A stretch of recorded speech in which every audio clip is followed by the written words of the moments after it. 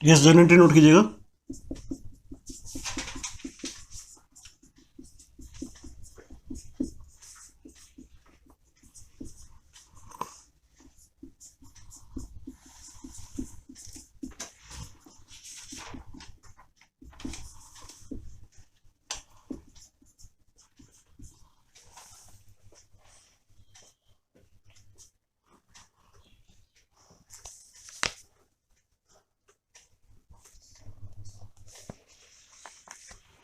आपकी एफडी में आपको इंटरेस्ट एक्रूड ड्यू हो गया है 50,000 का।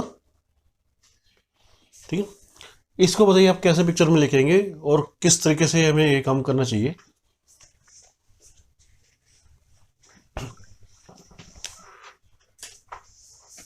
यस, सर देख इंटरेस्ट ऑन एफडी अकाउंट आएगा एक तो इसमें ठीक है, इसमें अंदर आपका इंटरेस्ट ऑन, एफडी ठीक है, कैश, कैश नहीं आएगा सर, फिक्स्ड डिपॉजिट अकाउंट आएगा।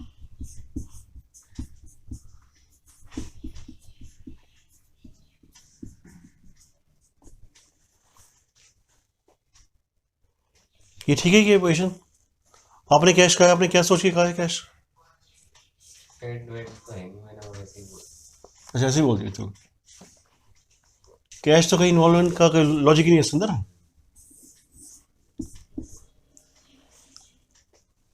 ठीक है, आपका इंटरेस्ट एक्रूड अकाउंट ड्यू हो रहा है, अकाउंट अफेक्टेड हो रहा है, और आपका एक एफडी अकाउंट आपका अफेक्टेड हो रहा है। ठीक? तो बताइए इसमें अब क्या एंट्री पास करनी चाहिए? अपने अकाउंट को आइडेंटिफाई सही ढंग से कर लिए, क्या और कोई अकाउंट अफेक्टेड हो रहा है? सोच के बताइए। Yes, there is one another account which is going to. आप बताइए, सोचिए। कैपिटल अकाउंट यूज करते हैं। हाँ, लग गया तुक्का।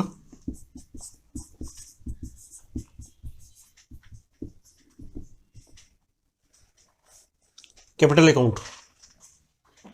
अब बताइए इसके बेस हम क्या रूल्स हम अप्लाई करें?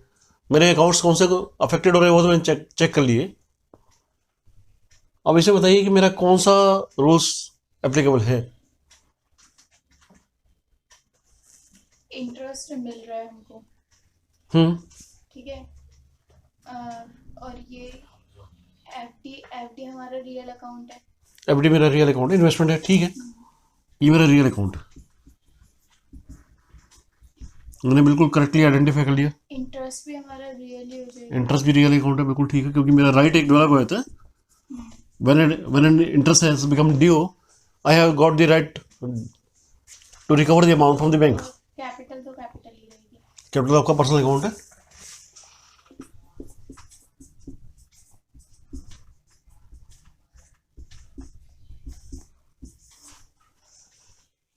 इसका रूल होता है डेबिट बट कम्स इन। हमने एफडी कराई थी, ठीक है। तो लेट्स से इसको हम ले लेते हैं ऑन एन, ये तो मेरा इंटरेस्ट अकाउंट हुआ है एफडी पर on a fix deposit of rupees,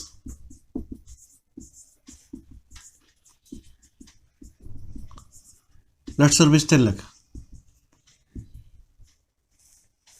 अब बताइए मुझे क्या होना चाहिए एंट्री, क्योंकि अब जो है ना आपकी सिचुएशन बिल्कुल चेंज है। Interest on FD account debit, interest on FD account debit, ठीक है, आगे। क्योंकि इंटरेस्ट मिल रहा है डेबिट बट कम्स इन, हम्म, ठीक है। कैपिटल में रियलाइज होगा, तो फिर ये आपका एफडी अकाउंट ये क्यों अफेक्टेड हो रहा है फिर आपका? टू एफडी, टू एफडी सोच क्यों नहीं? क्योंकि सर हमने कोई बात नहीं, किया होगा आप जो मुझे आप बताते यार मैं उसको लिखता जा रहा हूँ। यस, आपने कहा interest accrued on,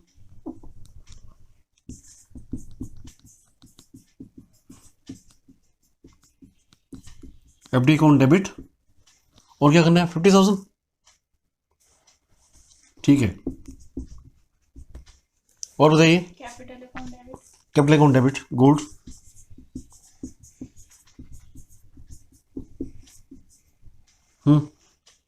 remaining amount से कितने अमाउंट से? 950 से टू फिक्स डिपॉजिट गोल्ड। ये देखिए, ये बिल्कुल, हाँ बिल्कुल कॉन्सेप्ट क्लैरिफाई हो गए। और देखिए आपके एफडी कराने से आपकी एफडी चली गई है आपके पास, जैसे आपको इंटरेस्ट है आपकी एफडी चली गई, sir interest on FD account debit to capital.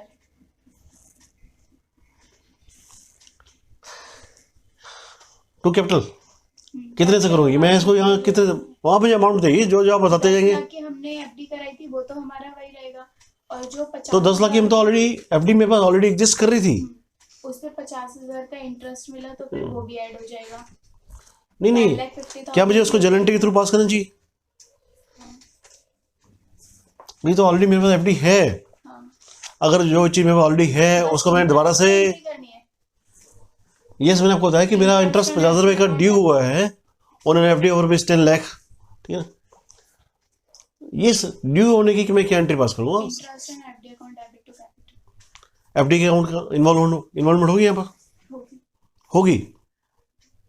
Sir FD पे मिल रहा है तो उसकी इन्वॉल्वमेंट तो होगी ना, क्या करूँ फिर? तो एफडी को इंक्लूड करेंगे। आप ये बताइए, मैं इसको, अगर आप कहते हैं कैपिटल को डेबिट, देखिए ये तो एक बिल्कुल गलत प्रपोजिशन थी, कहीं से भी जस्टिफाई नहीं थी, क्योंकि आपने कैपिटल को डेबिट कर दिया। डेबिट कैपिटल को क्यों करेंगे? क्या मेरा लॉस हो रहा है क्या? और आपने एफडी को क्रेडिट कर दिया।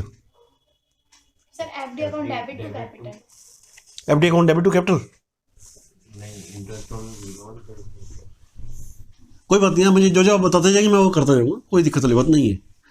आप जो जो जितना जनरल, मैंने आपको फिर वही, देखिए मैं जिन चीज़ों को मैं रोक रहा था काफ़ी टाइम से कि आप ऐसा मत कीजिए, आप फिर वही काम कर रहे हैं। यस बताइए क्या करते हैं आप? एंट्री बताइए अपनी, जो आपने सोचे कि ये ठीक हो सकती है entry. FD deposit debit to FD account debit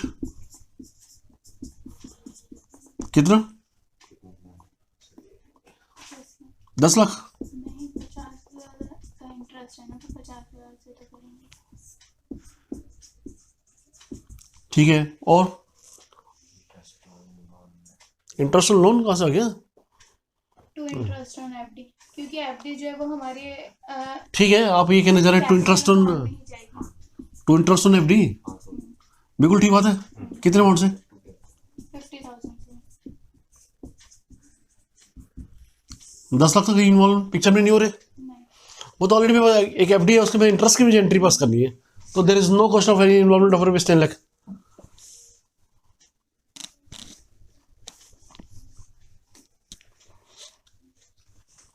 अब बताइए कि इसके अंदर क्या मिस्टेक हो गई है? When you are supposed to pass this journal entry in your books of accounts, what kind of mistake you have committed?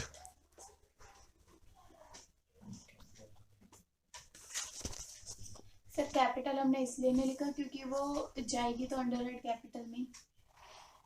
Credit देखिए अब देखिए इसमें क्या मिस्टेक, पहले अभी बताइए इस एंट्री के अंदर क्या मिस्टेक हुई है, which has to be identified. All incomes are credit होता है, इनकम्स आपकी क्रेडिट होती हैं, ठीक है। ठीक है। तो ये आपका प्रॉफिट लॉस में चली जाएगी, और debit what comes in profit loss में चली जाएगी। प्रॉफिट एंड लॉस में क्यों? इनकम आपकी कहाँ जाती है? प्रॉफिट एंड लॉस में जाती है, लेकिन ये हमारा अगर बिजनेस है हम्म। तब जाएगी ना प्रॉफिट एंड लॉस में। अगर ये अदर इनकम है तो नहीं, आप खुद सोचिए क्या मैंने क्या कर दिया कि मैंने इंटरेस्ट को क्रेडिट करके प्रॉफिट लॉस में गई कि नहीं गई? सर यहाँ पर हम शो नहीं कर रहे, लेकिन टैली में तो हम शो करेंगे ना कि कैपिटल अकाउंट है इसका अंडर हेड। आप बताइए, मैं देखिए मैं टैली हम उसकी बात नहीं कर रहे हैं, मैं कंसेप्ट की बात कर रहा हूँ। क्या अगर मैं इसको इंटरेस्ट इनकम मानता हूँ तो मेरे बिजनेस में जाएगी कि नहीं जाएगी? जाएगी। जाएगी। यानी कि आपका जो प्रॉफिट एंड लॉस होगा, एक हम प्रॉफिट लॉस बना के देखते हैं दोबारा, ठीक?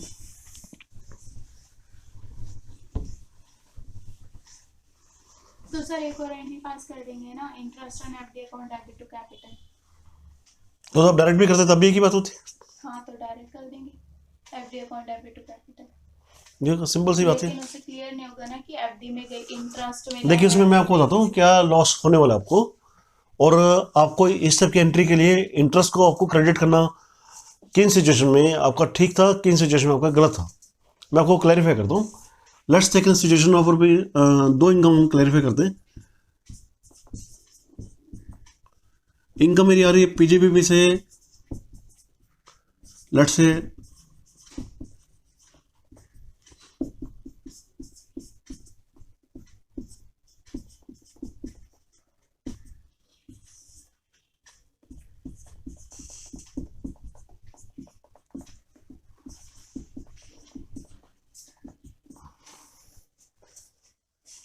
बताइए क्या ठीक होने वाला है इसमें, इन दोनों सिचुएशन में क्या फर्क है? Total income will remain the same, this is no difference. ठीक है ना। आपका वाला पॉइंट, पहले हम इस पॉइंट को कवर करते हैं कि क्या उसको हमें इंटरेस्ट में क्रेडिट करना ठीक था कि नहीं था। ठीक है ना, वो just come to know step by step all this things. Sir first situation में तो नहीं करेंगे। अभी हम डिफरेंट सिचुएशन हम नहीं कर रहे, मैं सिचुएशन बाद में लूँगा। मैं आपको जस्ट एक मैसेज कन्वे कर रहा हूँ। पहले वाला आपका पॉइंट कि क्या उसको हमें इंटरेस्ट में क्रेडिट करना ठीक था कि नहीं था, ये हम लेते हैं। उसके क्या नुकसान है पहले हम ये देख लेते हैं। ठीक, लेट्स से आपने एक प्रॉफिट एंड लॉस बनाया,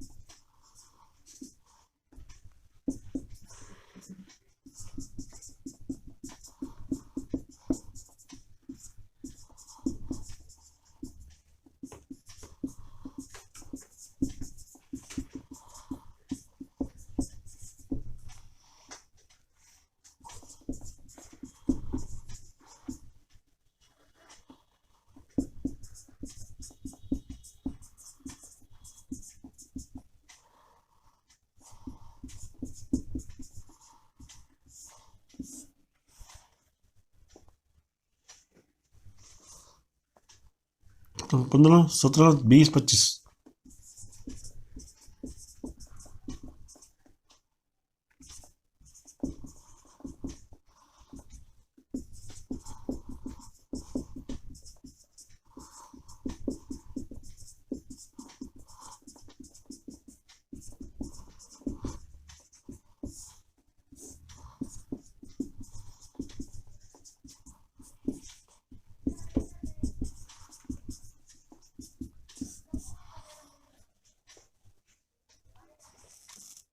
बताइए इसमें क्या मिस्टेक हुई है? Identify the mistakes which has been committed in here. जो इंटरेस्ट ऑन एफडी है वो हमारी रियल अभी आपने इंटरेस्ट ऑन क्रेडिट किया था आपने, मैंने आपकी वही बात लिखी थी इसके अंदर कि इंटरेस्ट ऑन फिक्स डिपॉजिट मैंने अपने प्रॉफिट लॉस में मैंने इसको कंसीडर कर लिया। Now just clarify that what kind of mistakes has been committed here. अगर इंटरेस्ट हमारा सेल से ज्यादा आता नहीं बस देखिए, you are suppose not to come to conclusion, first identify the mistakes which has been committed here. Sir गलती बता रही हूँ। नहीं अभी हम पहले इसको मिस्टेक आइडेंटिफाई कीजिए, क्या चीज़ है, सही है कि गलत है? सब गलत है। हाँ जी, फिक्स डिपॉजिट इधर ही है, हमारे खर्चों में फिक्स डिपॉजिट आपके खर्च में कैसे आता है यार? इंटरेस्ट ऑन मिल रहा है। मिल रहा है भाई मुझे, it's not an expenditure, it's an income. All incomes are credited. Mistake कहाँ पर हुई है? पहले हम इस मिस्टेक को आइडेंटिफाई करेंगे, then we come to conclusion. बताइए इसमें मिस्टेक कहाँ पर हुई है? क्या ये बिल्कुल ठीक अकाउंट है कि नहीं है? ठीक नहीं है तो क्या गलती हुई है? यस, आइडेंटिफाई कीजिएगा। क्लोजिंग स्टॉक नहीं, क्लोजिंग स्टॉक डज मैटर। तो मेरा सारा माल बिक गया, there is no need of any closing stock. इससे कोई फर्क नहीं पड़ने वाला यार। आपका ट्रेडिंग में प्रॉफिट लॉस बनेगा, मैं आपको पहले मैं ग्रॉस प्रॉफिट बना के दिखाऊं, फिर उसमें डायरेक्ट इनडायरेक्ट खर्चे डालूं रहेगा, तो अल्टीमेटली मैं फॉर्मेट की बात नहीं कर रहा हूँ, आपको प्रॉफिट लॉस की बात कर रहा हूँ कि क्या मेरा जो प्रॉफिट लॉस बन रहा है यहाँ पर, इनकम जो मेरी आ रही है नेट प्रॉफिट से, क्या वो ठीक है कि गलत है? पहले ये आइडेंटिफाई कीजिए।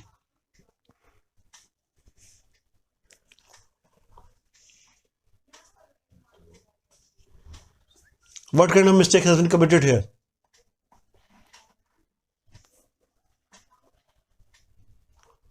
नहीं, यस कुछ कहने जा रहे हैं? लग रही है सर। हाँ जी, नेट प्रॉफिट कम है। नेट प्रॉफिट कम है, कितना होना चाहिए?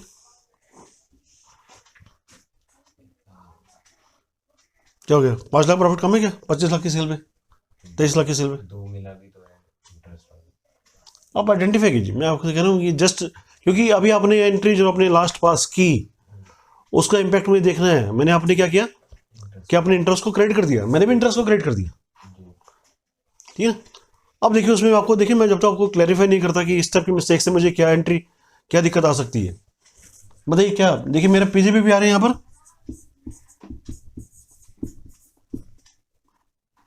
3 लाख, और इनकम फ्रॉम अदर सोर्सेज आ रही है, बट मैंने क्या कर दिया, मैंने शो कर दिया कि मेरे पास जो पीजीबी भी आ रहे हैं वो मेरे 5 लाख के। बताइए मिस्टेक हुई कि नहीं हुई आपसे, या मैं कुछ गलत बता रहा हूँ आपको मैं? सर यहाँ पे कहाँ लिखा है कि पीजीबी भी 3 लाख का है? लीजिए, अब क्लियर हुआ? सर ये तो आपने खुद से लिख दिया ना। नहीं, आप देखिए, मैंने आपकी जो आपने जर्नल एंट्री पास की उसके बेस पे मैंने एक प्रॉफिट लॉस बना दिया। उस प्रॉफिट लॉस में अगर मैं इंटरेस्ट को मैं क्रेडिट कर देता हूँ तो यहाँ पे बताइए मेरा पीजीबी गलत कंप्यूट हो रहा है कि नहीं हो रहा? अगर मैं इसको यहाँ इंक्लूड नहीं करता तो मेरा एग्जैक्ट पीजीबी प्रॉफिट जो आ रहा है, बिजनेस से जो प्रॉफिट आ रहा है वो 3 लाख रुपये, मैं इसके क्या करूँ कि मेरा प्रॉफिट 5 लाख रुपये। बताइए मिस्टेक हुई कि नहीं हुई? ये मैं आपसे जानना चाह रहा हूँ, ये मिस्टेक यहाँ पर हो गई है, ठीक है। अब बताइए इसको, मिस्टेक को रेक्टिफाई करने का तरीका क्या है वो बताइए मुझे। इसको यहाँ से हटा देंगे, हम्म, कैपिटल में करेंगे क्योंकि यस सर। देखिए क्या करना है आपको, क्योंकि आपको अपना बिजनेस का प्रॉफिट अपने सेपरेट रखना है and you have to compute your income from other sources. आपने क्या किया, इन दोनों को मर्ज कर दिया, ठीक है ना। तो this is not the correct proposition. ये काम करने का सही तरीका बिल्कुल भी नहीं है, और आप नहीं, आपको ऐसा करना है, यानी कि आपने जो एंट्री पास की, आपने इंटरेस्ट को क्रेडिट कर दिया, वो गलत किया, ठीक है। आप करें मैं कैपिटल में क्रेडिट कर दूं, ठीक है। अगर आप क्या इंटरेस्ट इनकम आपकी आ रही है तो बैलेंस शीट देखिए,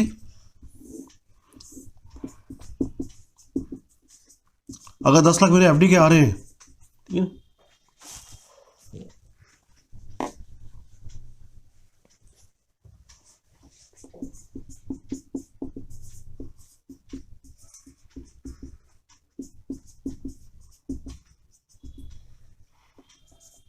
तो इधर क्या एंट्री होनी चाहिए थी, आपने दोबारा बताया कि कैपिटल अकाउंट में मुझे क्रेडिट करना था, ठीक है ना।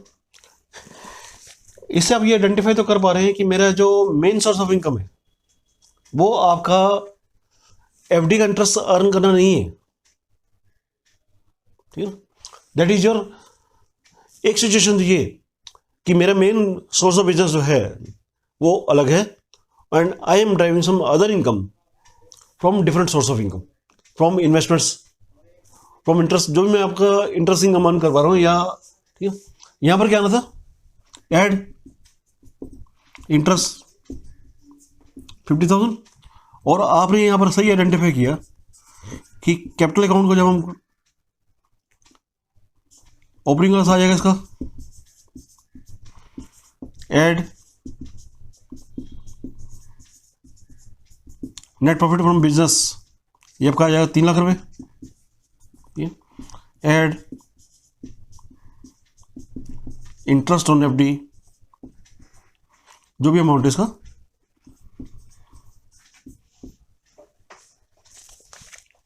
ठीक है ना। तो this is the correct way. Interest account में आपका एंट्री पास करना यहाँ पर सही नहीं था, यानी कि अगर हमने एंट्री पास करनी है बुक्स ऑफ अकाउंट में अपने इंटरेस्ट ऑन इन्वेस्टमेंट्स की, तो that is has to be included in other source of income. अगर वो अदर सोर्स ऑफ इनकम आ रहे हैं तो मुझे क्या करना है, मुझे अपनी कंपोजिशन ऑफ इनकम देखनी है।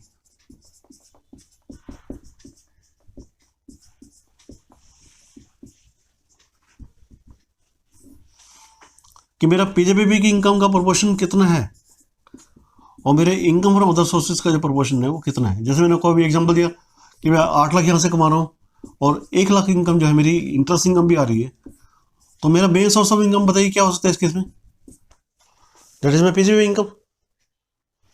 मेरा main source of income interest earning नहीं है, इंटरेस्ट अर्निंग होता तो उसकी फिगर कुछ डिफरेंट होती, ठीक है। लेकिन अगर मेरा main source of income interest income earn करना है and I am driving some income on account of my business, तो बताइए दो सिचुएशन आपकी होगी कि नहीं होगी। आपको क्या करना पड़ेगा,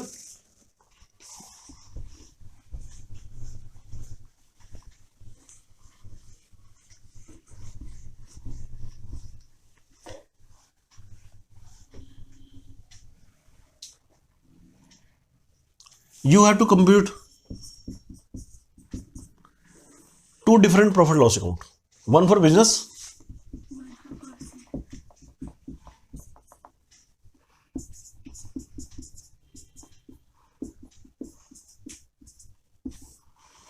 ठीक है ना। देखिए उस इंटरेस्ट इनकम को अर्न करने के लिए आप कुछ अपने खर्चे भी करेंगे, ठीक है ना, और बिजनेस को कमाने के लिए आप कुछ खर्चे अलग से करेंगे, तो दोनों का जो नेट प्रॉफिट आएगा, मान लीजिए जो भी आपकी सेल्स या रिसिप्ट्स आ रही हैं यहाँ पर,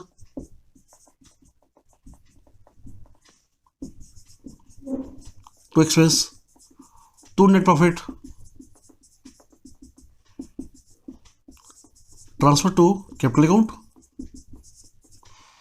और इस केस में भी आपकी जो आपकी इनकम आ रही है, उस इनकम को अर्न करने के लिए आपने जो खर्चे किए, rest of the net profit shall be transfer to the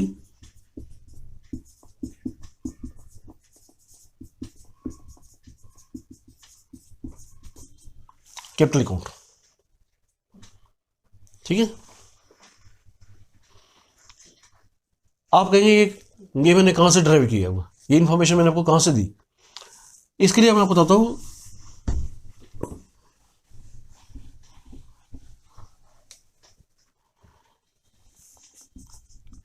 section 145(1) and 2 ये आपको कहता है कि आपकी जो इनकम फ्रॉम अदर सोर्सेज है, that can be included as your PGBP और इनकम फ्रॉम अदर सोर्सेज। ये जो आपकी जो इंटरेस्ट इनकम आ रही है, जो आपकी जो अदर इनकम आ रही है, that can be computed as your PGBP income और as your income from other sources. ये मेरी को अपनी बनाई प्रोपोजिशन नहीं है, मैं आपको इनकम टैक्स के सेक्शन का रेफरेंस देके आपको बात कर रहा हूँ, ठीक है। अब रही बात इसकी,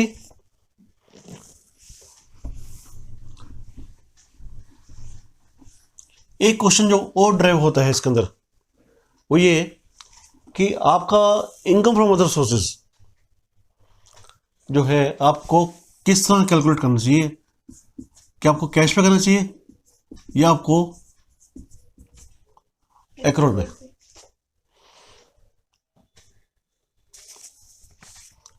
कैश पे कर सकते हैं या नहीं कर सकते, आप कह रहे हैं एक्रोल, मैं आपकी बात से बिल्कुल एग्री कर रहा हूं कि आपका income from other sources has to be computed practically on accrual basis, that is the right approach. फिर कैश पे हम कर सकते हैं या नहीं कर सकते, सर कर भी सकते हैं, जैसे अगर रेंट है, अदर इनकम है वो, रेंट अदर इनकम, ठीक है, income from other house property calculate हो जाएगा वो, हाँ अदर सोर्स में कैलकुलेट नहीं होगा, ठीक है। और बताइए क्या इसको मैं कैश पे, देखिए दो कंडीशन कि क्या मुझे फॉलो करना चाहिए which is the right approach, ठीक है। आपने कहा एक्रोल, मैं आपकी बात से बिल्कुल एग्री करता हूँ, एक्रोल ही होना चाहिए, और वो क्यों होना चाहिए मैं अभी आपको जस्टिफाई करूंगा, ठीक है। लेकिन क्या मैं इसको कैश में कर सकता हूं, भाई हर बात के दो में से एक जवाब आएगा, इधर यस इधर नो। तो सेकंड ऑप्शन क्वेश्चन मेरा ये है कि क्या मैं इसको कैश पे मेथड फॉलो कर सकता हूं या नहीं कर सकता हूं, बताइए। कैश के फेवर में वोट दीजिए, कैश में आप फॉलो कर सकते हैं या नहीं कर सकते, बताइए। कर सकते हैं तो छोटी मोटी। नहीं देखिए डिसीजन एक ही होगा, दो डिसीजन नहीं हो सकते, इधर यस इधर नो। आप बताइए कि कैश में उसको मैं कर सकता हूं या नहीं कर सकता हूं, कर सकता हूं नहीं कर सकते। देखो इन्होंने दो अलग अलग जवाब आ रहे हैं, आप कह रहे हैं यस कर सकते हैं, ये जवाब आ रहा है कि नहीं कर सकते, बताइए इन दोनों में से कौन सा ठीक है, कोई एक तो ठीक होगा ही होगा, नहीं ठीक है। देखिए हमने क्या करना है, we have to think about logically, क्योंकि यहाँ देखिए मैं आपको क्या करा रहा हूँ कि मैं आपको प्रैक्टिकल चीज़ें करा रहा हूँ, मैं आपको किताबी बातें नहीं करा रहा, और फिर मैं आपको रेफरेंस दे रहा हूँ कि yes that has been written in particular section, ठीक है। मान लीजिए आप क्या बिल्कुल नहीं कर सकते, मैं आपकी बात को बिल्कुल हाईलाइट करता हूँ, यस आप बिल्कुल ठीक कर रहे हैं। अब आप फिर आप बताइएगा आपका जॉब क्या होगा एक सिचुएशन में, लेट से मैंने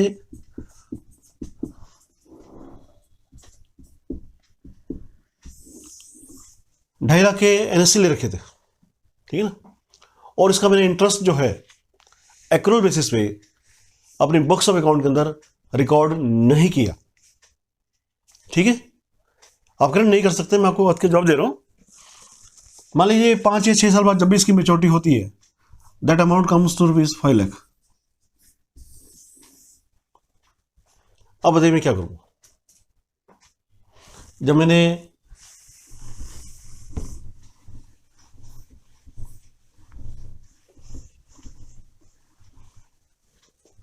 नेशनल सेविंग सर्टिफिकेट मैंने परचेज किए होंगे, national saving certificates account debit,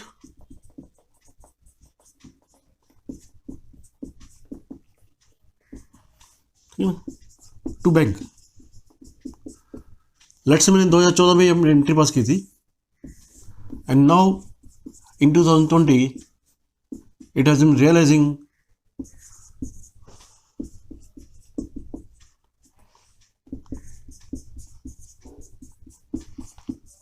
और इस बीच मैंने कोई एंट्री पास नहीं की।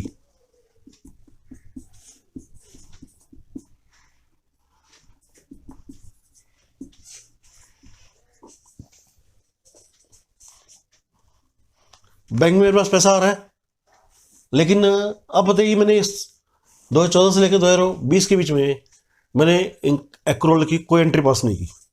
मुझे नहीं पता था कि आपको, मैं तो समझ रहा कि कैश पे करना चाहिए, मैंने किया नहीं, एक्रूअल की एंट्री पास नहीं की, मुझे इस बारे में नॉलेज नहीं थी। अब बताइए अब क्या होगा, क्या ये एंट्री सही पास की? पहले तो बताइए, इस एंट्री के अंदर एक मिस्टेक है, आइडेंटिफाई कीजिए। इंटरेस्ट कैलकुलेट नहीं किया, जो इंटरेस्ट ठीक है, आपका जो NSC थे वो तो कितने 2.5 लाख रुपए के, टू कैपिटल,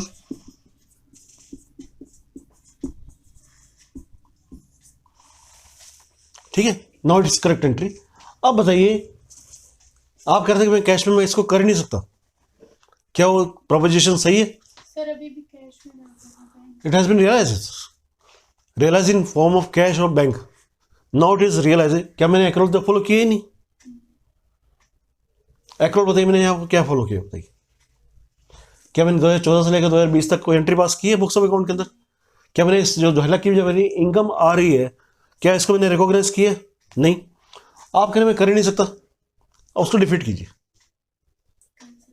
कर सकता हूँ, ठीक है ना? गलत है बस। नहीं, गलत क्यों है? गलत क्यों है पहले बताइए सर इतने भाई। मुझे साल तक जो इनकम देखिए, आप देखिए, गलत इनकम में अपने इंक्लूड गलत तो तब होता है जब मुझे लॉ परमिट ना कर रहा होता। लॉ ने परमिट किया है income from other sources can be computed either on cash system accounting और on accrual basis of accounting. अब बताइए गलत कैसे हो गया? सर इतने साल तक क्या उसमें इंक्लूड नहीं किया other income? Hardly makes a difference. मैं अपनी इनकम तो शो कर रहा हूँ ना। अब मैं भाई, इनकम टैक्स एक्ट ने मुझे कह दिया कि आप अपनी जो इनकम फ्रॉम अदर सोर्सेज है that you can compute on cash basis as well as accrual basis as to your choice. अब बताइए गलत कहाँ से हो गया? तो मैं, आपका जो स्टैंड है वो डिफीट हो गया, ठीक है ना? आपने जो बात कही, आर्गुमेंट जो किया आपने कि कैश सिस्टम में मैं कर ही नहीं सकता, तो वो तो बिल्कुल गलत है। आप कर सकते हैं, लेकिन ये बताइए कि क्या इसको करना ठीक है?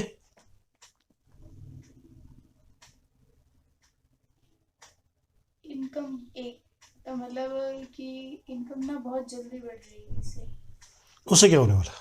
टैक्स पे करना पड़ेगा एक साथ। हाँ, ये सिचुएशन अलग है कि क्या इसको करना चाहिए या नहीं करना चाहिए, दैट्स अ डिफरेंट क्वेश्चन।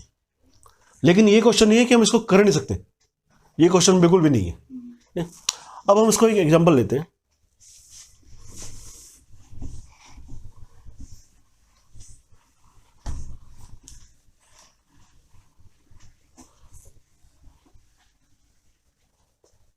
और फिर आप मुझे बताइएगा कि इसमें हम जो हमारा डिसीजन मेकिंग है कि इसको हम एक्रूअल पे लेना बेटर रहता है, वो डिसीजन मेकिंग हम क्यों कर पा रहे हैं? बस उसकी कुछ ना कुछ वजह भी तो होगी ना। उसकी वजह है आपके इनकम टैक्स के स्लैब्स, क्योंकि जैसे जैसे आपकी इनकम बढ़ती जाती है वैसे वैसे आपका जो स्लैब ऑफ इनकम है वो बढ़ता जाएगा। और ये 10 लाख से ऊपर होती है 30% के स्लैब में पहुंच जाती है। तो जब 30% के स्लैब में पहुंच जाएगी तो अगर आपने क्या किया कि अगर मेरे इनकम को मैंने कैलकुलेट कर लिया ऑन कैश बेसिस, तो I shall be suppose to pay more tax than I should have been paid under my accrual system of accounting. ठीक है, तो मुझे क्या करना पड़ेगा, मुझे इस चीज़ को देखना पड़ेगा कि क्या मेरे लिए एक्रूअल सिस्टम जो है वो मुझे कहाँ बेनिफिट देता है, और कैश सिस्टम ऑफ अकाउंटिंग जो है for recognising my interest on investment income, income from other sources income, वो मुझे कहाँ नुकसान पहुंचाता है। ठीक है, मुझे इसको चेक करना पड़ेगा। तो इसको मैं चेक करता हूँ। लेट्स से मेरे पास एक एफडी थी 10 लाख की, जिसमें मान लीजिए मुझे 5 लाख का इंटरेस्ट रियलाइज हुआ। ठीक है ना, ये 3 लाख कर लेते, कोई बात नहीं, ओवर पीरियड ऑफ 6 ईयर्स। पहले तो ये बताइए कि अगर मैं कैश सिस्टम अकाउंटिंग फॉलो कर रहा हूँ तो मैं इसकी एंट्री कब पास करूँगा? एंड में जब मुझे रियलाइज हो जाएगा। ठीक है ना, at the end of 6 years. Let's say मैंने 2014 से मैंने स्टार्ट किया था, 10 लाख की एफडी में, और 2020 में ये मुझे इसके 13 लाख रुपये मिल गए। तो ये जो 3 लाख का जो इंटरेस्ट इनकम है, ये कैश सिस्टम में मैं कब रिकॉग्नाइज कर रहा हूँ? In 2020 I am recognise income of rupees 3 lakh. ठीक है, और एक्रूअल सिस्टम ऑफ अकाउंटिंग अंदर let's say on yearly basis this interest is accruing. ठीक है, मैं इसके 50,000 पर मंथ के पर ईयर के हिसाब से इंटरेस्ट को रिकॉग्नाइज करता हूँ। ठीक है, ये एग्जाम्पल के तौर पे ले रहा हूँ, कोई इंटरेस्ट को मैं एग्जैक्ट कैलकुलेशन नहीं करके बता रहा। ठीक है ना, यस, होपफुली आपने ये बात समझ ली होगी कि मुझे कैश को हमने कब रिकॉग्नाइज करना है, when it is realised under my cash system accounting, and on accrual basis I have to recognise an interest income of rupees 50,000 per year on accrual basis. ठीक है, now let's take the example.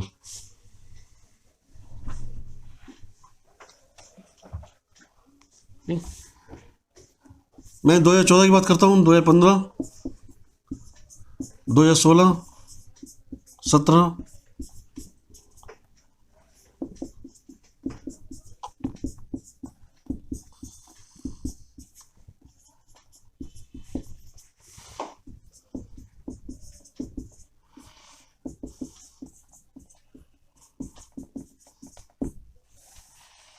ठीक है। अगर मैं accrual follow कर रहा हूँ तो मेरा 50,000 इंटरेस्ट जो होगा मुझे आईएसआर रिकॉग्नाइज करना पड़ेगा।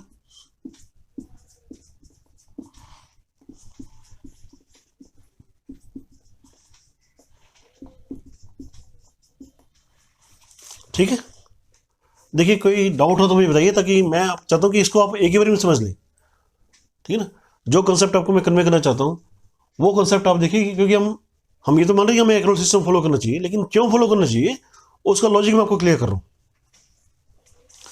लेट्स से मेरी जो टोटल इनकम थी दैट वाज रुपीज, पीजीपी के अंदर मेरी इनकम जो थी वो 6 लाख।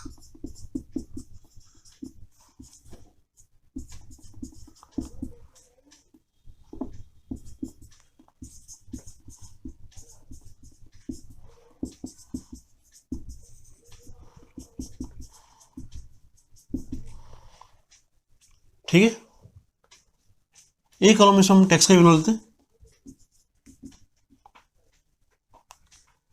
अगर मेरी इनकम यहाँ पर 6,50,000 हो जाएगी, यहाँ पर मेरी इनकम जो हो जाएगी 7,50,000। ठीक है ना, कॉरस्पॉन्डिंगली माई total income shall also rise.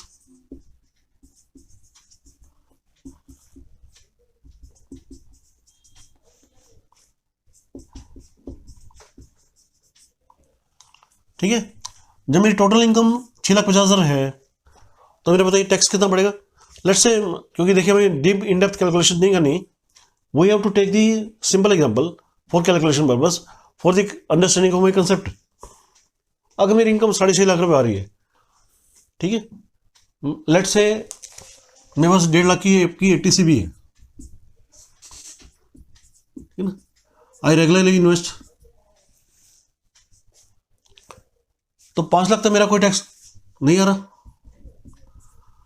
ये मैंने टैक्स कितना पे किया, निल। ठीक है ना, एटीसी की मैंने डिडक्शन क्लेम की और अपनी इनकम को मैंने लेस देन 5 लाख कर दिया, तो मेरा इनकम का टैक्स क्यों नहीं आ रहा? इस दिस आर फॉर एग्जाम्पल, मैं आपको एग्जैक्ट टैक्स कैलकुलेट करना यहाँ पर नहीं सिखा रहा हूँ, ठीक है ना? मैं आपको इंटरेस्ट की एग्जैक्ट कैलकुलेशन दे रहा हूँ, ना ही मैं आपको टैक्स बता रहा हूँ, दिस इज फॉर एग्जाम्पल। क्योंकि जब हम टैक्स की बात करेंगे तो फिर उसके प्रोविजंस आ जाएंगे, ठीक है ना? 234 ABC के प्रोविजन भी आ जाएंगे। Thus we are suppose not to complicate this situation. यहाँ पर मेरी टोटल इनकम आ रही है 7.5 लाख रुपए।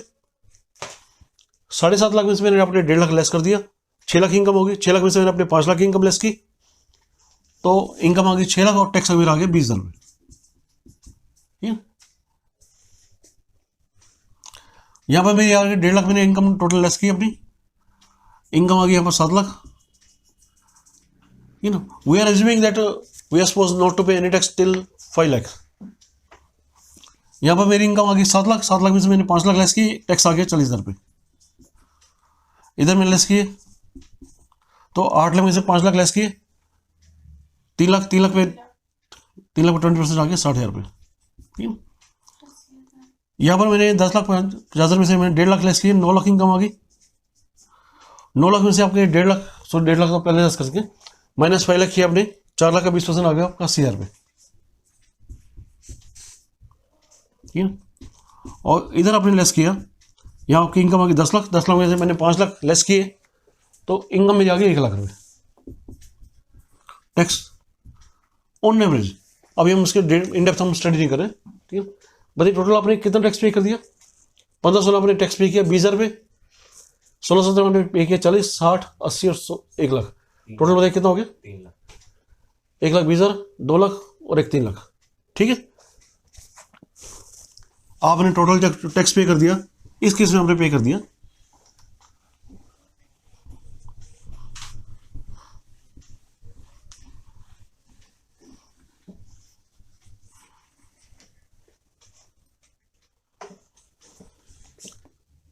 टोटल आपने टैक्स पे कर दिया 3 लाख रुपए अंडर एक्रूड,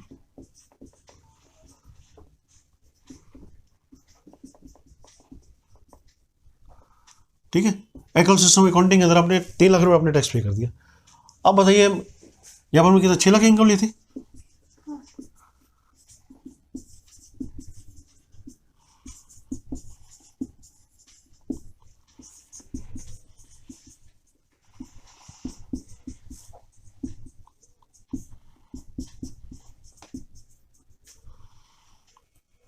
क्या मैं यहाँ टैक्स पे करूँगा? नहीं, यहाँ भी टैक्स पे नहीं करूँगा, यहाँ भी पे नहीं करूँगा, यहाँ पर अपनी इनकम इंक्लूड नहीं करूँगा, लेकिन यहाँ पर मैं अपनी 3 लाख की इनकम को रिकॉग्नाइज कर लूँगा अंडर कैश सिस्टम अकाउंटिंग, ठीक है? तो यहाँ पर मेरा टैक्स क्या आ गया? 1.5 लाख में लेस किया, टैक्स कितना है? नील। 7 लाख में से 1.5 लाख में लेस किया, 5.5 होगी, 5.5 में से 5 लेस किया, 50,000, उसका 20%, 10,000 रुपये टैक्स आ गया, ठीक है? इस 8 लाख में से मैंने 1.5 लाख लेस किया, इनकम बची 6.5 लाख रुपए। 6.5 में से मैंने 5 लाख लेस किया, टोटल टैक्स आ गया 30,000, ठीक है? 9 लाख में से मैंने 1.5 लाख लेस किया, 7.5 लाख आ गए 50,000।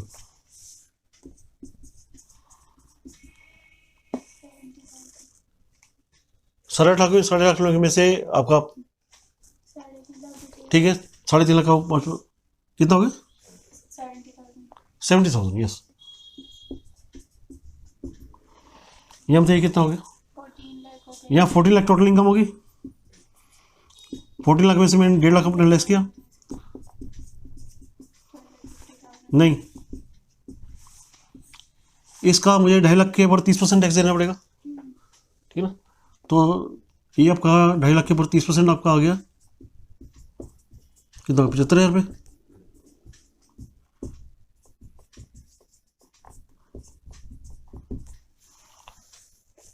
ठीक है? कैलकुलेशन चेक कर लीजिएगा, मिस्टेक तो नहीं है भाई। 12.5 लाख मेरी टोटल इनकम आ गई, 10 लाख की छूट है उसके अंदर, सेकंड स्लैब में आ गई मेरी 30% के स्लैब में, तो 2.5 लाख के ऊपर 30% के हिसाब से 75 रुपये टैक्स हो गया। और 10 लाख की छूट क्यों है इसमें?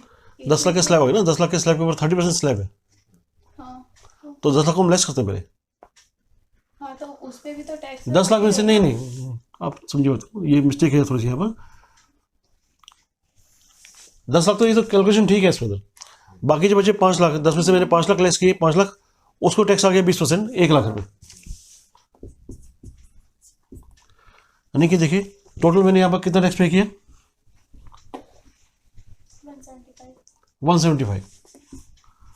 अब जरा चेक कीजिएगा कि मैंने क्या कर दिया, टोटल कीजिएगा।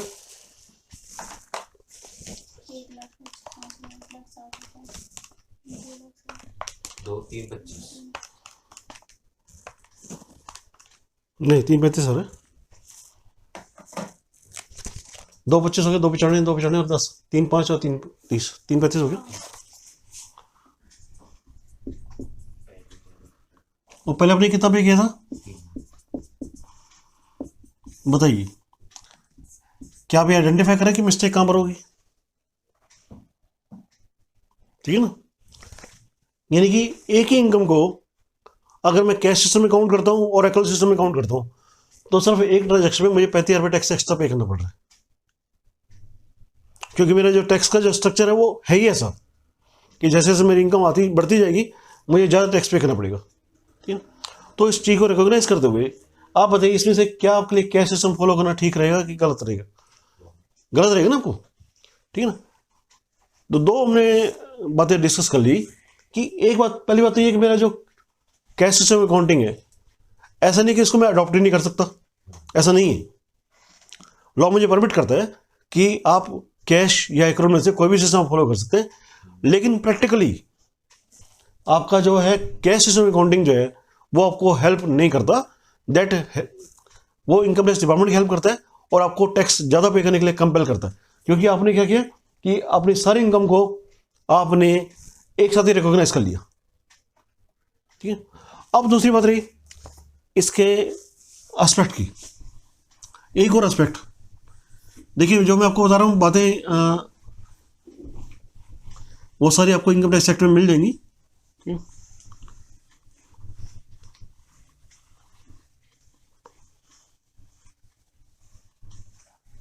एक और क्वेश्चन इसमें रह गया, क्या क्वेश्चन रह गया कि क्या मुझे इसको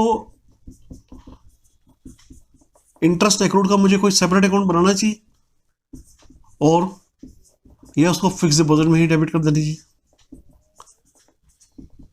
या जो भी इन्वेस्टमेंट मेरी है।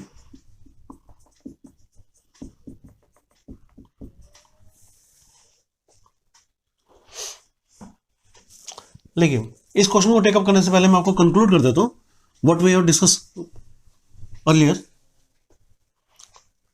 कि पहली बात तो ये कि मुझे जब मैं डिसीजन मेकिंग करता हूं कि मुझे इसको इंटरेस्ट में लेना चाहिए या पेजी कैपिटल में लेना चाहिए, इसका डिसीजन डिपेंड करता है मेरी कंपोजिशन ऑफ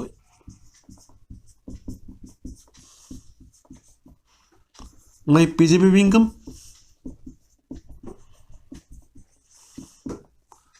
और माई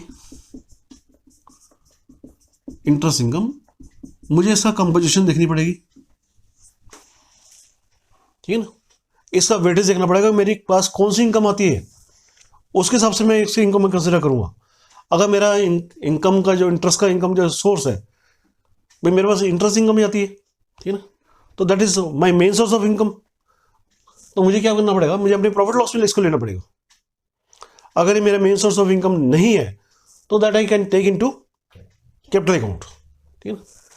तो ये बात आपकी कंफर्म होगी कि आपने अगर आपका मेन सोर्स ये है तो आपको क्या करना है, इसको प्रॉफिट लॉस में लेना है। यहां पर आपका इंटरेस्ट इनकम को क्रेडिट करना, बताइए सही है कि गलत है? यस, यहां पर आपका सही है, ठीक है ना। इसलिए हम जो एंट्री पास कर रहे हैं उससे पहले हमें ये भी देखना पड़ेगा, और अगर मेरा पीजीपी मेरा main source of income PGP भी है and I am driving some other income also, तो then it is better to credit profit loss. नहीं अगर आपको कैपिटल में डायरेक्ट क्रेडिट करना है, प्रॉफिट लॉस में लेके नहीं है ना, क्योंकि अगर आप प्रॉफिट लॉस में लेके जाएंगे तो वो गलत इंफॉर्मेशन आएगी।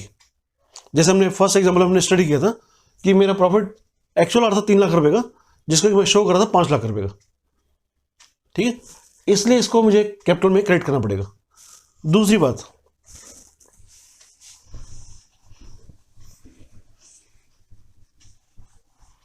एक तो मुझे कंपोजिशन देखनी है अपने, मेरे इनकम कहाँ से आ रही है, उसके बेसिस से मुझे ये काम करना है। सेकंड इशू कि income from other sources can be computed only on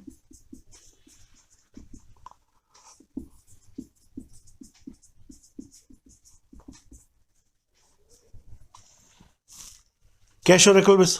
sir अगर इनकम और इंटरेस्ट इनकम हमारे मतलब जो नेचुरल इनकम है और इंटरेस्ट इनकम बराबर होगी तब। देखिए ऐसा होता नहीं है आमतौर में। आप जो नॉर्मली अगर बराबर ही तो आप कुछ भी कर सकते हैं, दोनों इंटरेस्ट इनकम प्रॉफिट लॉस बना लीजिए, उसमें क्या दिक्कत आ रही है भाई? आपकी दोनों इनकम बराबर आ रही है तो compute your separate income under PGPP, compute your separate income under income from other sources, and then क्या करेंगे आप दोनों को क्रेडिट कर देंगे प्रॉफिट लॉस। आपका दो एंट्री आपकी आ जाएगी ना कि profit loss account debit to capital for PGP income, फिर आपका profit loss debit to capital for income from other source. उसमें क्या दिक्कत है? Prepare to separate profit loss account and then उनका जो क्रेडिट है आप उसको कैपिटल में ट्रांसफर कर दीजिए, ठीक है।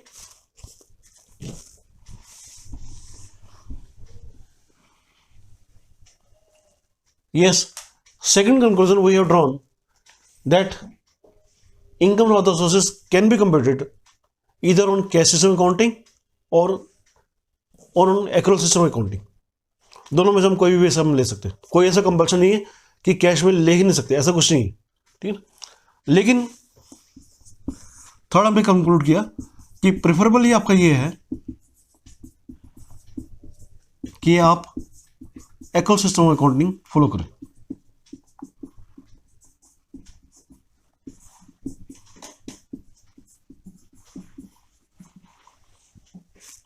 ठीक है। एक क्वेश्चन और जो बनता है बसता है इसके अंदर कि हम क्या करें। मान लीजिए हम हमारा जो पीजेपी इनकम है वो ज़्यादा है और इंटरेस्ट जो है इनकम आ रही है वो कम है, ठीक है। तो मैंने आपको डिसीजन बताया कि इधर I should credit to my capital account. इस केस में मुझे क्या करना पड़ेगा? मुझे अपने कैपिटल अकाउंट को क्रेडिट करना पड़ेगा, ठीक है। अब अगर मैं क्रेडिट करता हूं, ये नोट कर लिया आपने भाई? देखिए ये कंक्लूजन आपको बुक्स ऑफ अकाउंट के अंदर नहीं मिलेंगे। This are all decision making aspects. कोई ऑथर आपको बुक्स में नहीं मिलेगा, इसलिए आपको नोट करा देता हूं, ठीक। यस, अब एक क्वेश्चन, मान लीजिए मेरे पास 10 लाख की एफडी है,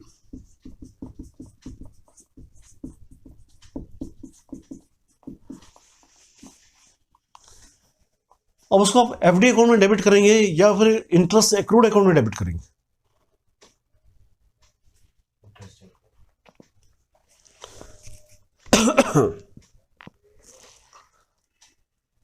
क्या सर?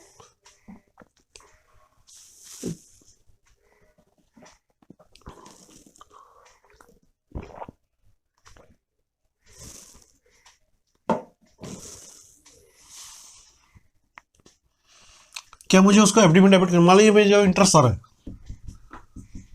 इंटरेस्ट ऑफ ₹50,000, क्या मुझे उसको एफडी में डेबिट करना चाहिए या फिर उसको इंटरेस्ट एक्रूड में डेबिट करना चाहिए?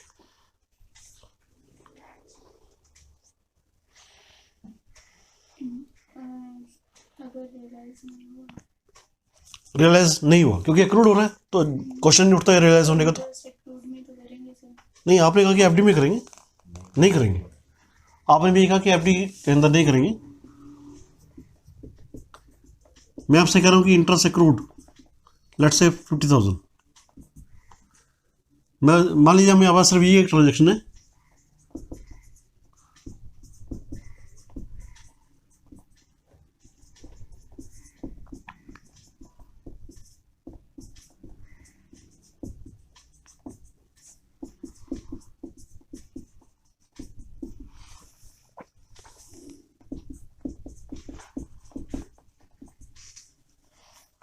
ठीक है, आप कह रहे हैं इंटरेस्ट एक्रूड में करना चाहिए, तो एंट्री क्या पास करूँगा इसकी? accrued interest account debit FD to F D. into capital देखिए प्लीज लॉजिक्स को हमने इग्नोर नहीं करना। एफडी का अकाउंट तो कोई क्रेडिट होने का लॉजिक ही नहीं इसके अंदर, ठीक है। to capital आपने एंट्री पास की इंटरेस्ट एक्रूड अकाउंट डेबिट,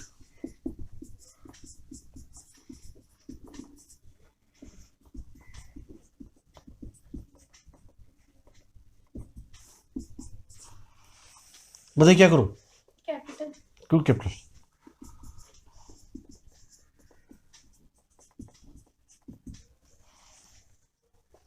अगले साल नेक्स्ट ईयर में मुझे क्या करना पड़ेगा? मान लीजिए मैंने सेम सिचुएशन कि मैंने 10 लाख की एफडी का 6 साल बाद मुझे 13 लाख रुपये मिल रहा है, ठीक है। तो बताइए अब मुझे एफडी अकाउंट को डेबिट करना चाहिए या नहीं करना चाहिए? अगर आपका इंटरेस्ट एक्रूड आपका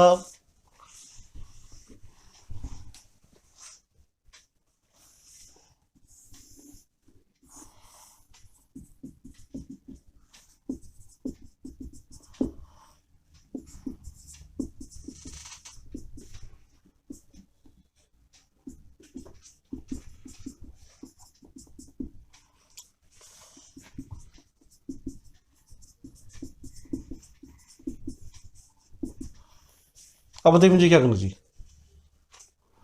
नेक्स्ट ईयर में क्या एंट्री हो जाएगी? accrued interest 50,000 हम्म, सेम ही एंट्री होगी सर नेक्स्ट ईयर में। आप बताइए। मतलब देखिए मैं सिर्फ एक ही ट्रांजेक्शन में की, एक ही ट्रांजेक्शन में बैलेंस शीट बनाई है। अगले साल इसमें मैं क्या एंट्री पास करूँ बताइए? accrued interest account debit to capital ठीक है, मैं फिर से एंट्री पास कर दूँ, एक्रूड इंटरेस्ट अकाउंट डेबिट,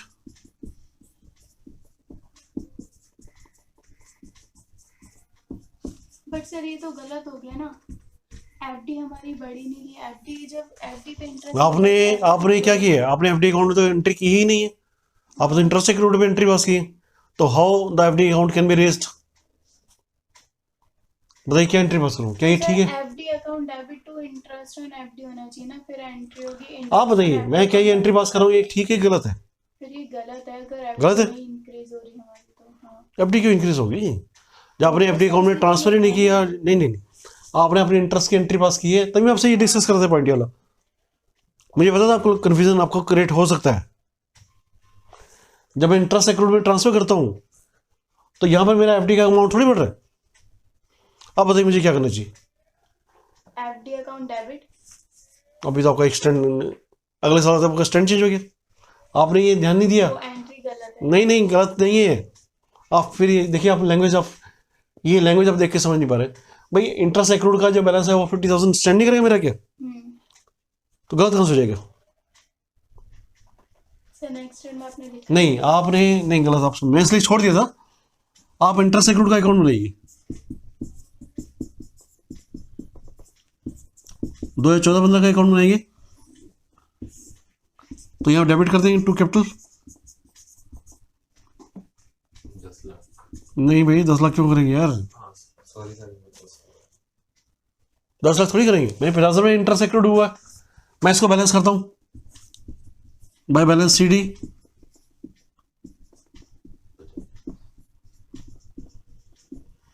इसको मैं इधर लेके गया तो मेरा टू बैलेंस BD, ये अपनी बैलेंस कहाँ जाएगा भाई? नेक्स्ट ईयर बैलेंस भी तो आ जाएगा इसके अंदर, एक्रूड के अंदर। आप बताइए अगर मैंने एंट्री पास की तो मेरा ओपनिंग बैलेंस आ रहा है 50,000 रुपये, ये आपका था, और ये 15-16 का आपका इंटरेस्ट आ जाएगा 50,000 रुपये। यहाँ पर मेरा ऐड इंटरेस्ट एक्रूड,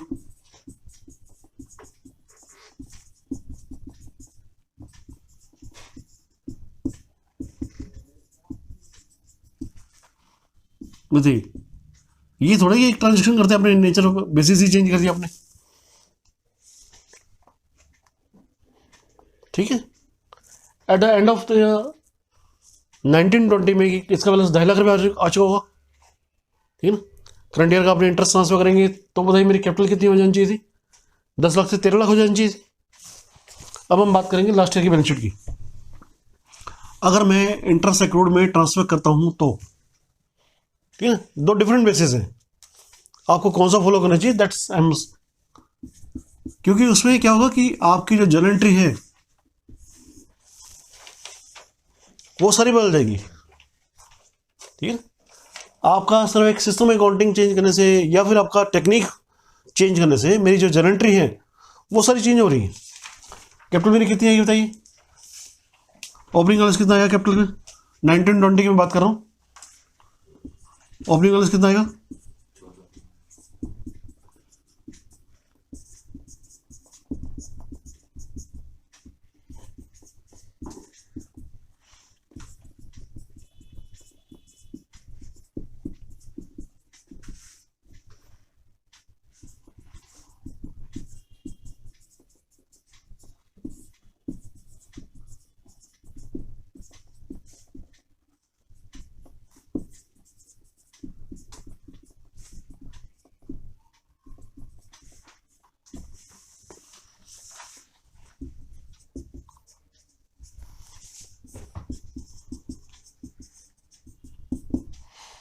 आप बताइए जब आपको 19-20 में आपको इंटरेस्ट आपकी एफडी में आपको मेच्योर हो गई तो आप क्या एंट्री पास करेंगे,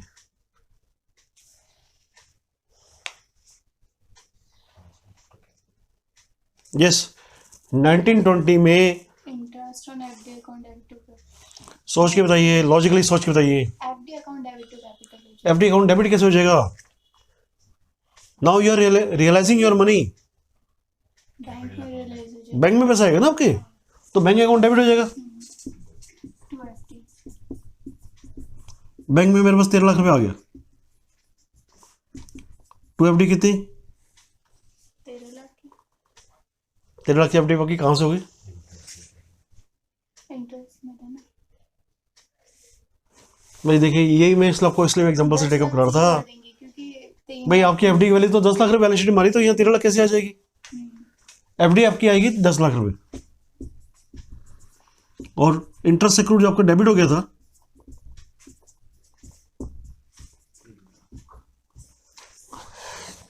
आप देखिए आपकी एंट्री में डिफरेंस आया कि नहीं आया, ठीक है।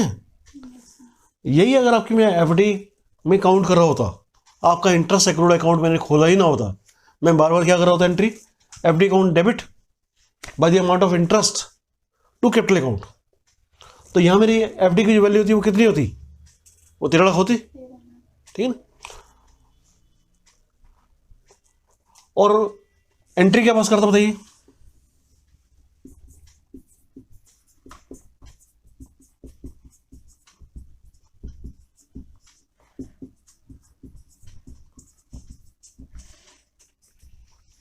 अब देखिए आपके एंट्री में फर्क आया कि नहीं आया, यानी कि आप सिंगल जॉब की जो टेक्निक है,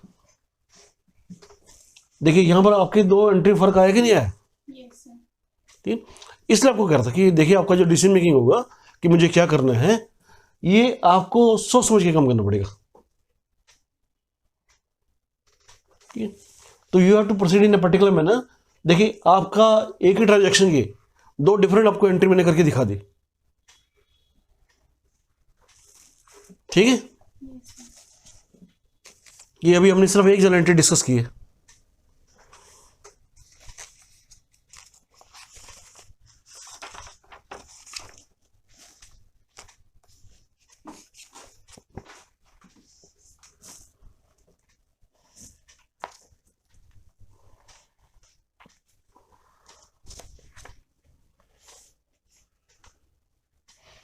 आपका इंटरेस्ट एक्रूड के अंदर 3 लाख रुपए जमा हो गया था, वो 3 लाख मैंने क्रेडिट कर दिया, ठीक है ना। और यहां पर आपके सेकंड सिचुएशन के अंदर मेरे पास बैंक में पैसा 13 लाख रुपए आ गया, बताइए यहां पर मैं इसको कैपिटल को 3 लाख से क्रेडिट करूंगा कि नहीं करूंगा, करेंगे। करेंगे, गुड। नहीं सर वो तो कर चुके ना पहले ही, भाई एक्रोल सिस्टम के अंदर आपने 3 लाख रुपए जो है ऑलरेडी रिकॉग्नाइज कर लिया है कर दिया। On different year basis.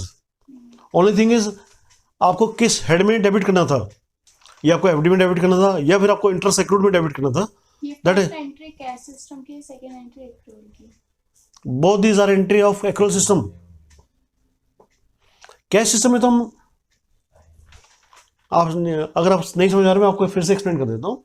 Sir आप देखिए, ये कंफ्यूजन अगर आपके दिमाग में आ रहा है तो दैट मीन्स कि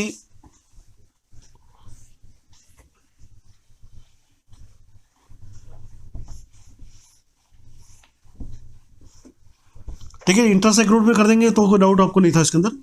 लेकिन आपको इस केस में डाउट था कि मैंने एफडी का पैसा मैंने एफडी को क्रेडिट कर दिया 3 लाख रुपए से, तो ये क्या मेरा कैश सिस्टम अकाउंटिंग है? नहीं, it is my accrued system accounting. देखिए यहाँ पर क्या हो रहा है, मैं आपको सोचिए कि 2014-15 में मैंने जब एफडी कराई तब एफडी की वैल्यू थी 10 लाख रुपए। अब जो मुझे इंटरेस्ट आया है,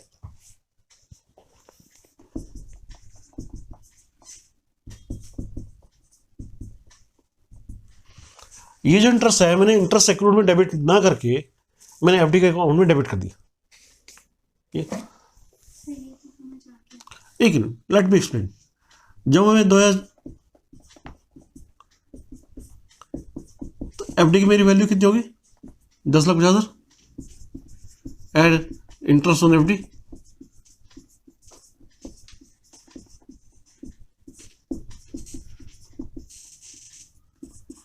ठीक है। ये 2015, मैं इसको थोड़ा सा आप देख लीजिए एग्जाम्पल, कोई दिक्कत वाली बात नहीं। अगर कंफ्यूजन होता है तो I should remove your confusion right now. 15-16 में बताइए क्या एंट्री पास करूँगा?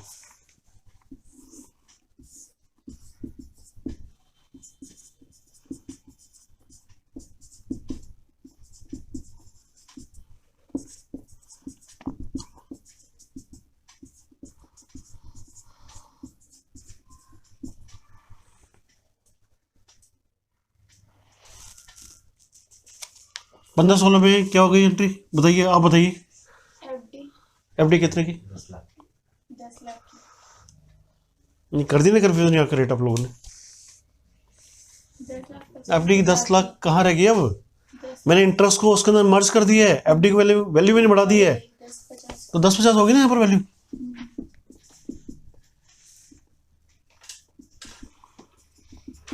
एड इंटरेस्ट आ जाएगा इसके अंदर, इसी के अंदर मर्ज हो जाएगा। मैंने कोई इंटरेस्ट एक्रूड अकाउंट सेपरेटली नहीं खोला हुआ है। हम्म।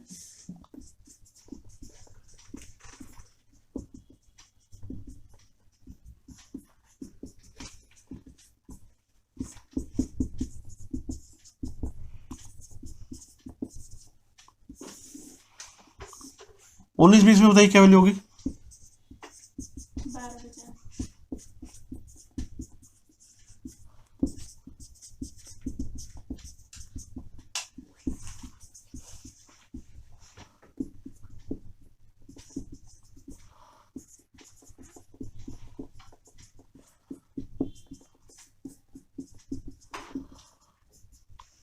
एफडी मेरी 13 लाख की हुई कि नहीं हुई?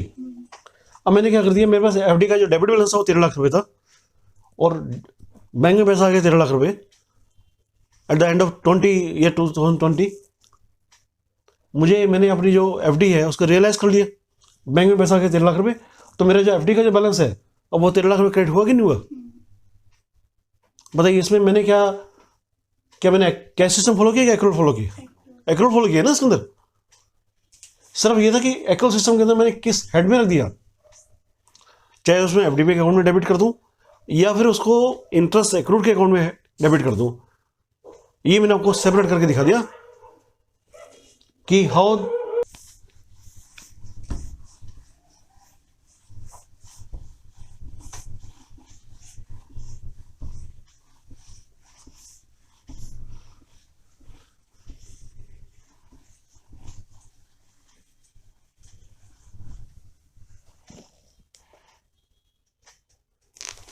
यस, नेक्स्ट जनरेटी नोट कीजिएगा।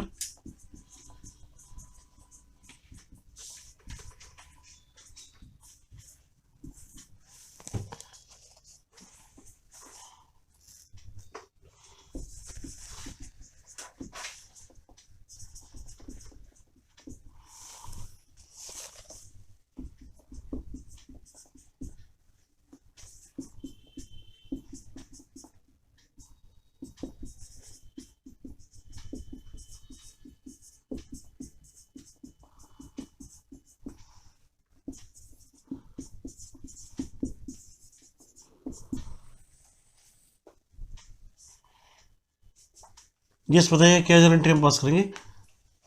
यहाँ पर देखिए 1 लाख का अमाउंट आपका ड्यू था जो कि आपको पे करना था, आपने क्या किया 90,000 पे कर दिया, ठीक है ना।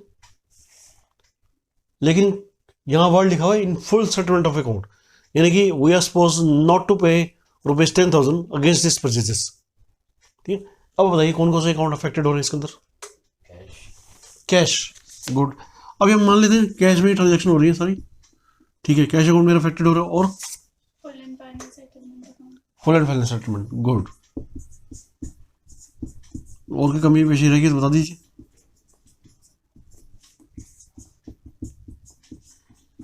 परचेज जो करिएगा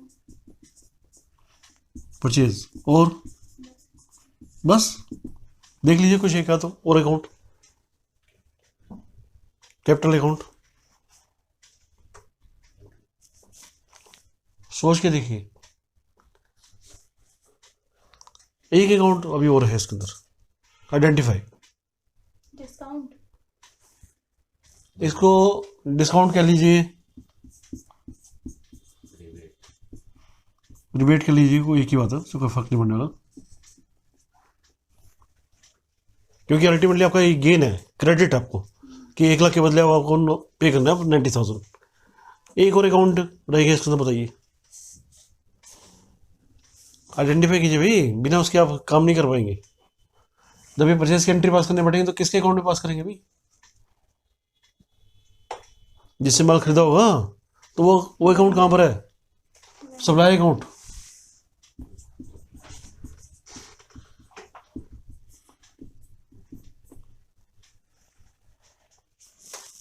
ठीक है, तो बताइए ये जो आपका सप्लायर अकाउंट है फुल सेटलमेंट का, बताइए इसके अकाउंट में कोई यूज होगा यहाँ पर। सर हम उसकी जगह डिस्काउंट की जगह ये लिख सकते हैं। नहीं, यस डिस्काउंट लिख दीजिए। फुल सेटलमेंट आपका अल्टीमेटली आपका एक क्रेडिट है, गेन आपको हो रहा है, तो नाम हमने डिस्काउंट नाम दे दिया, हमने अकाउंट ऑलरेडी खोल दिया है, तो क्या इसकी जरूरत है हमें, नहीं। नहीं इसकी जरूरत नहीं है।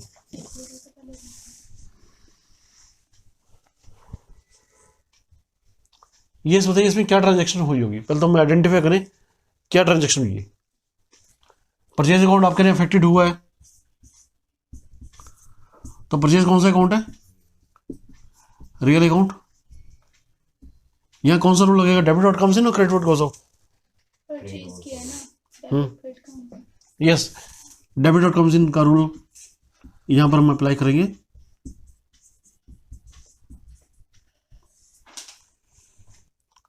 सप्लायर का अकाउंट बताइए यहाँ पर क्या होगा, डेबिट होगा क्रेडिट होगा।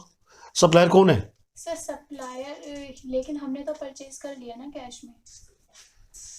कैश में परचेज कहाँ की है भाई, कहाँ लिखा है कि यहाँ पर, आप ये बताइए यहाँ क्या लिखा है कि आपने कैश परचेज कर ली। यहाँ पे अभी तो नहीं लिखा कि सप्लायर से परचेज किया, पेड लिखा है, पे कर दिया कैश। भाई कोई अमाउंट ड्यू होगा तभी तो आप पे करेंगे। हाँ ये ना। पे किया ना हमने, आपने सिर्फ लेसर पे किया है, ठीक है ना। लेकिन अमाउंट कितने ड्यू है, ऑन अकाउंट कितने का ड्यू है, वो तो 1 लाख का ड्यू है। तो यानी कि आपने क्या किया है कि आपने 1 लाख का माल उधार परचेज किया, ठीक है। अब बताइए मुझे सप्लायर के अकाउंट को डेबिट करना चाहिए कि क्रेडिट करना चाहिए। क्रेडिट करेंगे। क्रेडिट करेंगे, क्यों क्रेडिट करेंगे, क्योंकि वो आपको उधार दे रहा है, ठीक है ना। देखिए मैंने आपको पहले बताया था कि जो पॉइंट ऑफ व्यू मैं आपको एक्सप्लेन कर रहा हूँ उसको कॉन्ट्राडिक्शन आपको नहीं मिलेगी, that will remain the same, क्योंकि उसने आपको उधार माल दिया है और वो आपको एक बेनिफिट दे रहा है, तो उसके अकाउंट को आप अपनी बुक्स ऑफ अकाउंट के अंदर क्रेडिट करेंगे, ठीक है। एंट्री क्या पास करेंगे, परचेज अकाउंट डेबिट,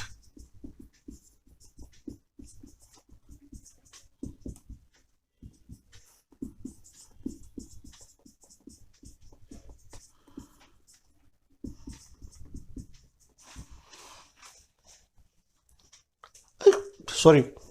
अब बताइए मैं सप्लायर अकाउंट को क्या कर रहा हूँ, मैं कितने से डेबिट करूँगा, 90,000 से। सर 90,000 पे कर रहे थे यहाँ पर। आपने पेमेंट, देखिए यहाँ पर क्या हो रहा है कि आपका सेटलमेंट ऑफ अकाउंट हो गया यहाँ पर, यानी कि अपने हाथ खड़े कर दिए कि मैं पेमेंट नहीं कर पाऊंगा। तो दूसरा बंदा क्या करेगा, चलो यार कोई बात नहीं, आप इतने में निपटा दो। तो ये निपटाना हो रहा है काम को, सेटलमेंट ऑफ अकाउंट है यहाँ पर, ठीक है ना। ये आपका आउटस्टैंडिंग लायबिलिटी नहीं खड़ी रहेगी। जब आपका अकाउंट निपट रहा है, आपने उसको डेबिट 90,000 से कर दिया, तो क्या उसका बैलेंस स्टैंड नहीं कर जाएगा? नहीं, मैं ये बोलूँ कि परचेज पहले सर मेरी बात का जवाब, पहले मेरी बात का जवाब दीजिए कि जब मैं उसको अकाउंट को हम सेटलमेंट कर रहे हैं, तो जब मैंने परचेज किया 1,00,000 रुपए का, अगर मैं उसको 90,000 से कर देता हूँ डेबिट, तो क्या उसका अकाउंट स्टैंड नहीं कर जाएगा? मैं ये बोल रही हूँ, हम एक सिंगल एंट्री भी पास कर सकते हैं कि purchase account debit 1 lakh to supplier 90,000 to discount. बिल्कुल कर सकते हैं। मैं आपको देखिए, मुझे सर मुझे आपको एक्सप्लेन नहीं करना, जो लोग भी देख रहे हैं इस वीडियो को, मैं उन सबको एक्सप्लेन करूँगा ना। भाई देखिए, इसमें क्या है कि क्या मेरा अकाउंट सेटल हो जाएगा? नहीं, अगर मैं इसको 90,000 से पास कर देता हूँ, तो क्या ये मेरा अकाउंट सेटल हो जाएगा? नहीं होगा। बताइए फिर मुझे सप्लायर को कितने से क्रेडिट, 1 लाख।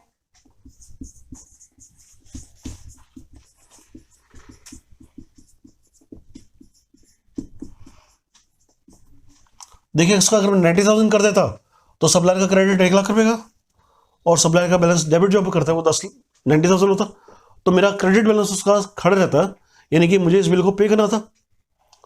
क्रेडिट बैलेंस का क्या मतलब है? आई एम सपोज टू पे दी लायबिलिटी, ठीक है। तो that was not the picture, इसलिए मैंने इसकी एक एंट्री पास नहीं की, क्योंकि मैं जानता था इसके यहाँ पर कन्फ्यूजन आपके आ सकते हैं, इसलिए उस लैंग्वेज को मैं क्लैरिफाई कर रहा था। अब बताइए, सप्लायर अकाउंट डेबिट 1,00,000 रुपए टू कैश कैश कितना किया है? 90। ये बाकी जो बचा हुआ अकाउंट है जो मैंने पे नहीं किया, मेरे लिए क्या चीज़ है भाई? मेरे लिए तो गेन है ना। मैं अपनी बुक्स में अकाउंट के अंदर जब एंट्री पास करता हूँ, तो डिस्काउंट कह लीजिए या कुछ भी कह लीजिए, हेड कोई भी दे दीजिए, डिबेट कर लीजिए, कोई दिक्कत नहीं। लेकिन है तो मेरे गेन है तो मेरे कौन सा अकाउंट है? नॉमिनल अकाउंट है, ठीक है। नॉमिनल अकाउंट का अगर मुझे कोई गेन होता है, तो मुझे क्या करना होता है? Debit all expenses and losses and credit all incomes and gains, मुझे इसको क्रेडिट करना होता है,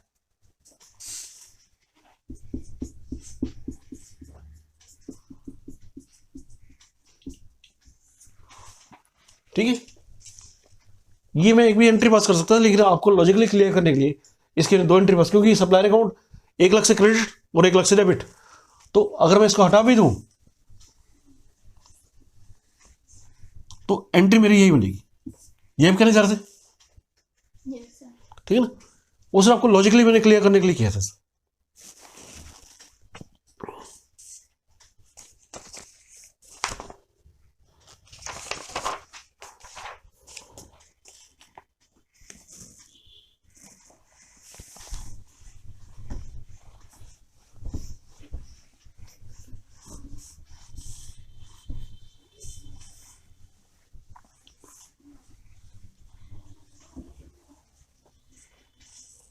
नेक्स्ट जर्नल एंट्री देखिएगा,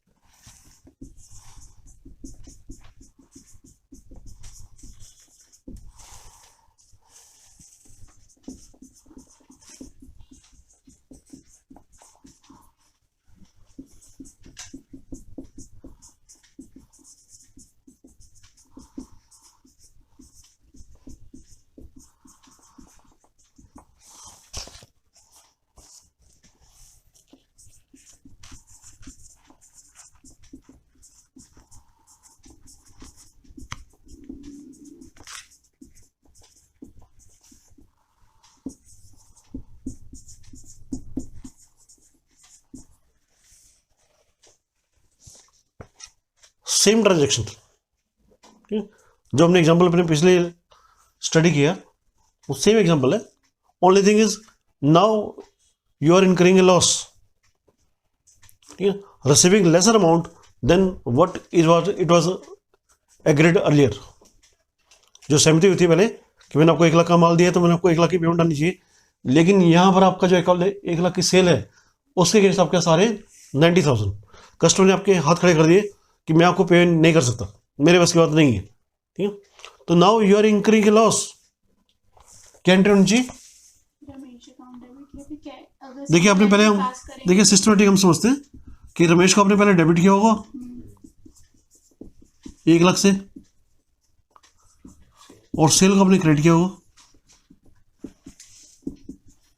ठीक है। और अब मेरे पास कैश आ रहा है 90,000 का,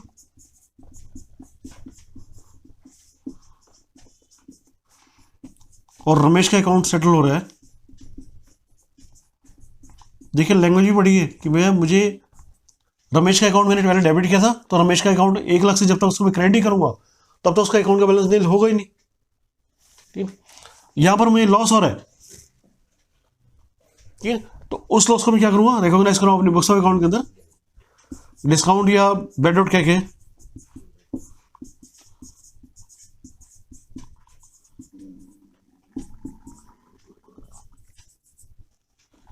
ठीक है। Yes, sir. तो यहां पर अपने बुक्स ऑफ अकाउंट के अंदर अपने लॉस को अपने डिस्काउंट कर लीजिए या उसको बैड डेब्ट कर लीजिए, मैंने इस लॉस को रिकॉग्नाइज कर लिया अपने बुक्स ऑफ अकाउंट के अंदर, and now the Ramesh account has been fully settled, ठीक है। नेक्स्ट जर्नल एंट्री नोट कीजिएगा।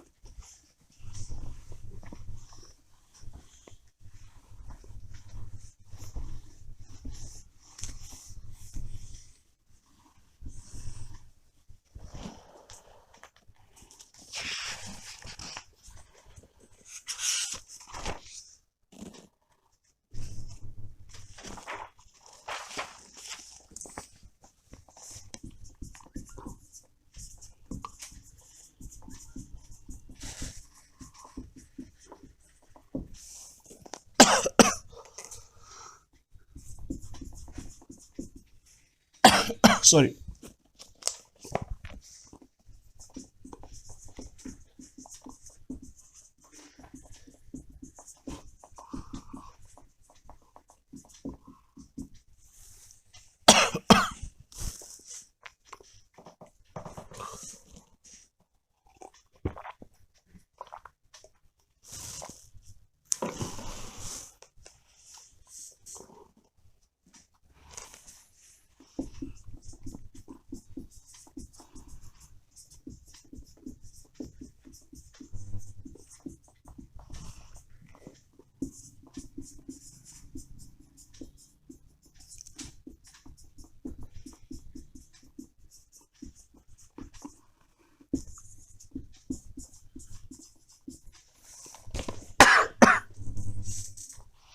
यस बताइएगा।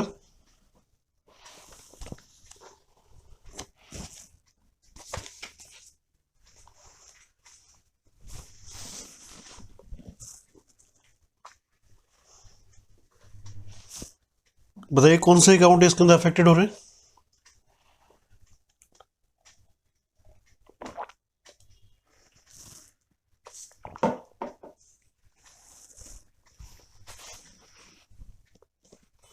पासपोर्ट कंपनी, ठीक है,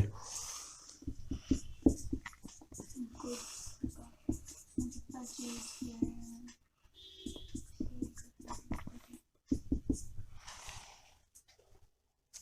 सर, सेल कर रहे हैं। सेल तो हुआ ही नहीं आपका, तो ट्रांजिट में नुकसान हो गया, डैमेज, डैमेज हो गया ना आपका।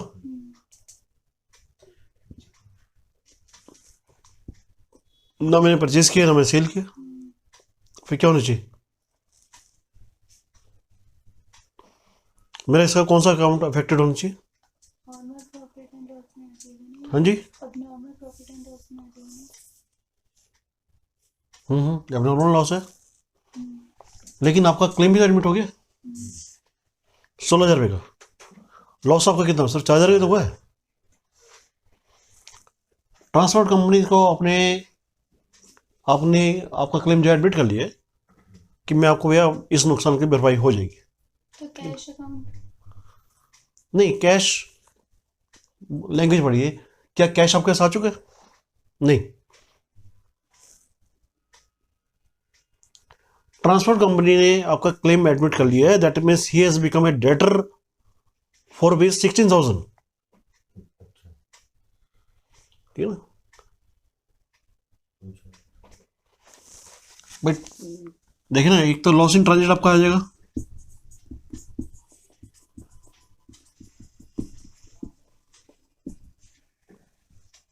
ट्रांसपोर्ट कंपनी ने आपका एडमिट क्लेम किया 16,000 रुपये का, यानी कि 16,000 से वो आपका डेबिट डेबिट खड़ा हो गया। yes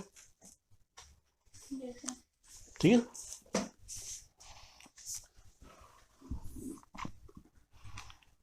परचेज बताइए, सामान कितने गया मेरे पास, सामान था कितना, और बताइए इसके अंदर मैं परचेज को क्रेडिट क्यों कर रहा हूँ, क्योंकि देखिए वो चीज़ जो वस्तु मेरे पास थी, सामान जो मेरे पास था, वो मेरा अब खत्म हो चुका, ठीक है, लेकिन सामान था कितने का, 20,000 रुपये का।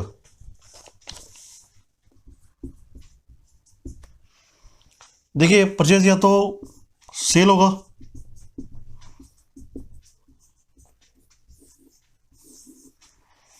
या फिर आपके स्टॉक में रहेगा, ठीक है ना, लेकिन अब ना आपका माल सेल में है, ना आपका स्टॉक के अंदर है, it has been totally damaged. Insurance company को आप कितने से डेबिट करेंगे, सॉरी इंश्योरेंस कंपनी नहीं है, ट्रांसपोर्ट कंपनी।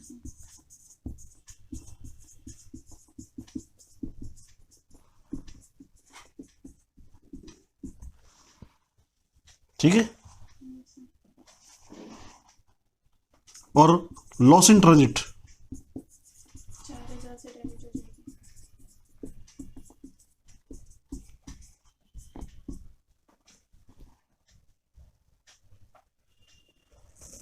ठीक है एंट्री, yes sir.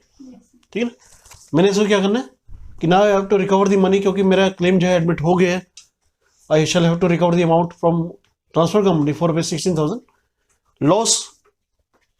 अभी देखिए कोई रूल आपका चेंज नहीं हो रहा, लॉस इस केस में आपका 4,000 रुपये से डेबिट हो गया, ठीक है, और आपका जो सामान है, आपकी जो प्रॉपर्टी है, रियल अकाउंट है, ये आपका 20,000 से क्रेडिट हो गया। ठीक है, नेक्स्ट क्वेश्चन देखिएगा।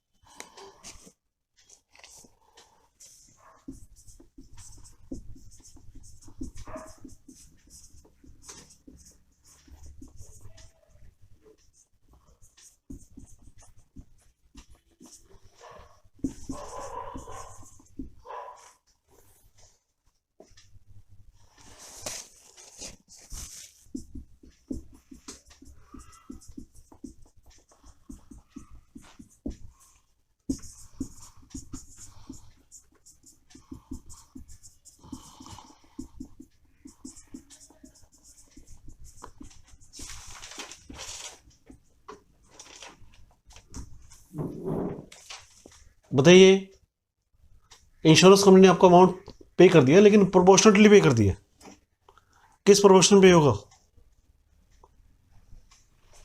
कितना अमाउंट पे करेगी कंपनी आपको। आपको नुकसान जो हुआ है 10,000 रुपये का हुआ है, क्या इंश्योरेंस कंपनी आपको पूरा अमाउंट पे कर देगी, क्यों नहीं पे कर देगी, क्योंकि आपने 20,000 के सामान का आपने अंडर इंश्योरेंस कराया था 16,000 में, यानी कि आपने कितना इंश्योरेंस कराया था, अप टू 80%, तो 10,000 के सामान का आपको कितना मिलेगा, 80%, तो बैंक या कैश अकाउंट आपको कितना डेबिट हो जाएगा,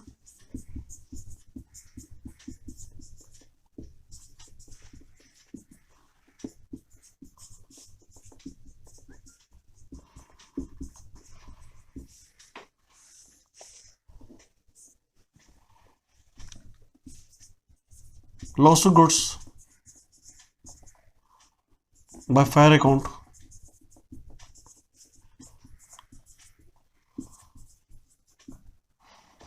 ठीक है।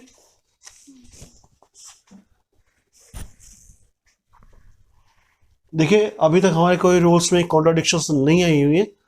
ऑल थिंग्स हैव बीन, जिस तरह से मैंने आपको कन्वे किया था मैसेज, यानी कि you can pass other journal entry also without any difficulty, just following this simple technique. First step you have to see that what kind of accounts are actually affected. Then you have to see that what kind of rules has to be applied in this particular situation, and then pass the journal entry. आप लोग क्या करते हैं, सीधे jump करते हैं journal entry, इसलिए आपकी जर्नल एंट्री को जो इम्पैक्ट है उसको आप समझ नहीं पा रहे थे और उसमें मिस्टेक हो रही थी। But now I have made this process quite smooth. Is all depend upon you that how you can understand the concept and apply them in practical. Next entry note कीजिएगा।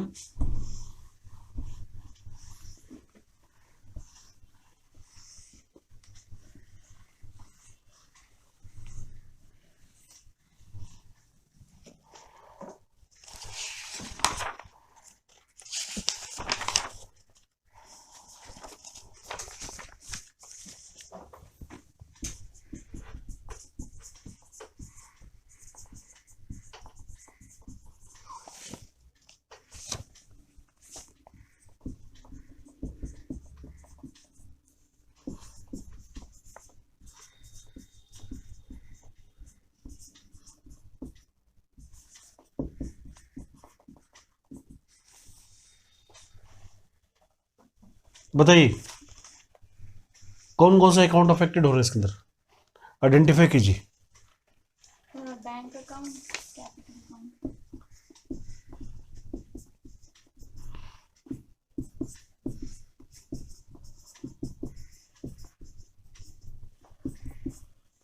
और आइडेंटिफाई कीजिए।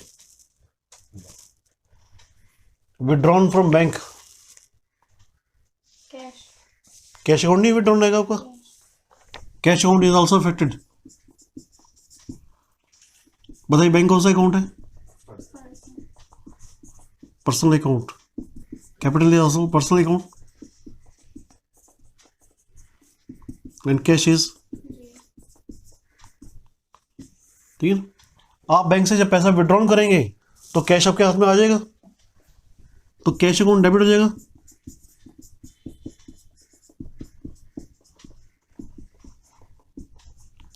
Real account का rule हम लगा देंगे, debit comes in.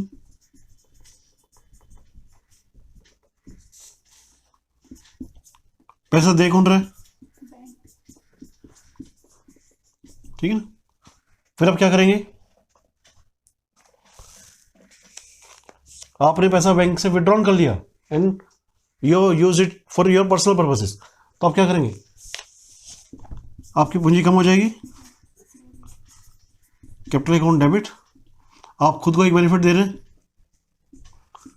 To cash, यानी कि अगर आप चाहते हैं तो capital account debit to bank भी करके एक डायरेक्ट एंट्री पास कर सकते थे।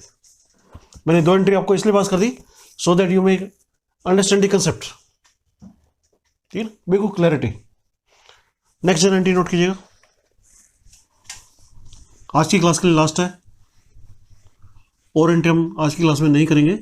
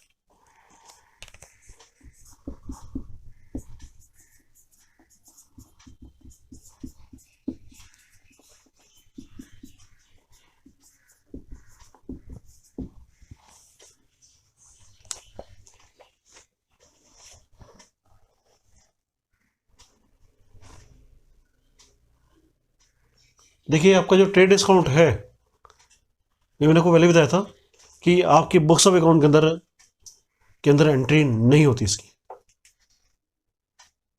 ठीक है। तो दोनों केस में आपका जब आप परचेज कर रहे हैं और जब आप सेल कर रहे हैं तो आपकी यहाँ पर एंट्री नहीं होगी। Only thing is cash discount is, देखिए अब कैश डिस्काउंट क्यों हम कंसिडर करेंगे एज एन इनकम, क्योंकि जो पर्सन कैश देगा इंस्टेंटली मैं उसी को तो डिस्काउंट दूंगा।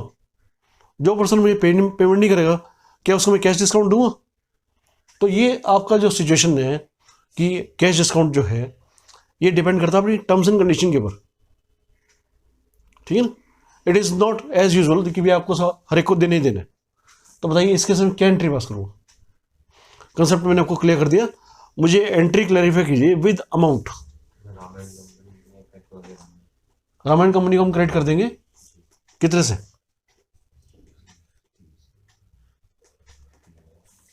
बताइए पहले तो ये बताइए मेरा परचेज अकाउंट कितने से क्रेडिट होगा? परचेज अकाउंट सॉरी कितने से डेबिट होगा? रामा अकाउंट को हम क्रेडिट करेंगे और क्या करेंगे? पहले तो आप ये देखिए कि परचेज अकाउंट मेरा डेबिट कितने अमाउंट से होगा। यस, ये आपका 25,500 से होगा क्योंकि 30,000 का 15% 4,500 ये आपने लेस कर दिया, ठीक है ना। आप बताइए मुझे पे करना है रामायण कंपनी को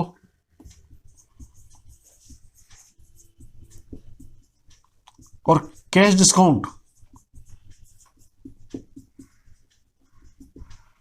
ये मेरी इनकम हो जाएगी। तो इस 25,500 का 5% आपका डिस्काउंट है। बताइए कैलकुलेट कीजिए कितना होगा।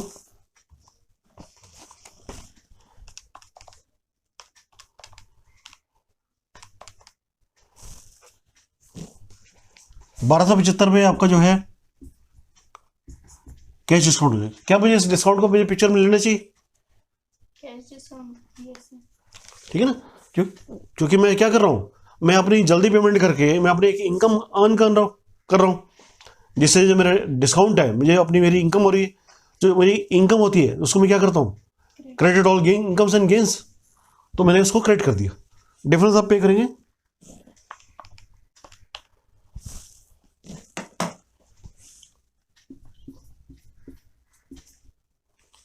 ₹24,225, ठीक है। अब बताइए नेक्स्ट एंट्री आप क्या करेंगे। आपने क्या किया, you have sold them on MRP. MRP आपका कितना था? 7% ट्रेड डिस्काउंट ये दिया है। आप बताइए सेकेंड एंट्री क्या करेंगे इसके अंदर, क्योंकि इसको हमने क्या किया, supply time to Hansa at a list price allowing 7% trade discount on MRP, ठीक है। तो 7% ट्रेड डिस्काउंट बताइए कितना आएगा इसके अंदर? सर एमआरपी हमारी 30,000 थी, तो उस पे 30,000 पे ही अब हम 7% लेस कर देंगे, फिर जो अमाउंट बचेगा उस अमाउंट पे सेल कर देंगे। चेक कीजिए। मार्केट प्राइस तो 30,000 ही रहेगा, कॉस्ट प्राइस हमारा 25,500 हो जाएगा। यस, ये तो आपका परचेज प्राइस है। हाँ, मार्केट आपने क्या किया, उसको सप्लाई की है on MRP less 7% trade discount, तो 30,000 का 7% ट्रेड डिस्काउंट कितना हो जाएगा? 2100, ठीक है। 2100 को आप क्या करेंगे, लेस कर देंगे। कितने से?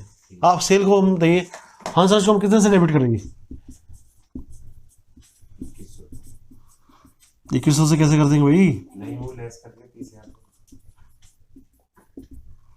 तो 30,000 में से 2100 लेस करेंगे तो 27,900, ठीक है। तो that was your general entry aspect, ठीक है ना। देखिए इसमें मैं थॉरली आपको जो है जनरल एंट्री के बारे में बता दिया आपको, ठीक है ना, किस तरीके से आपको मूव करना है। नेक्स्ट टॉपिक जो है जो हम टेकअप करेंगे,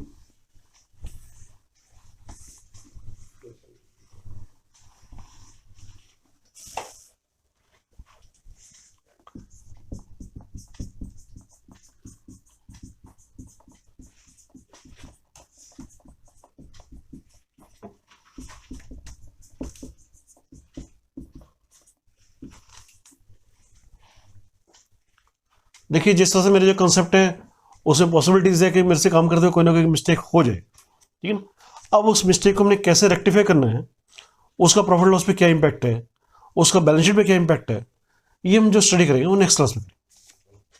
ठीक।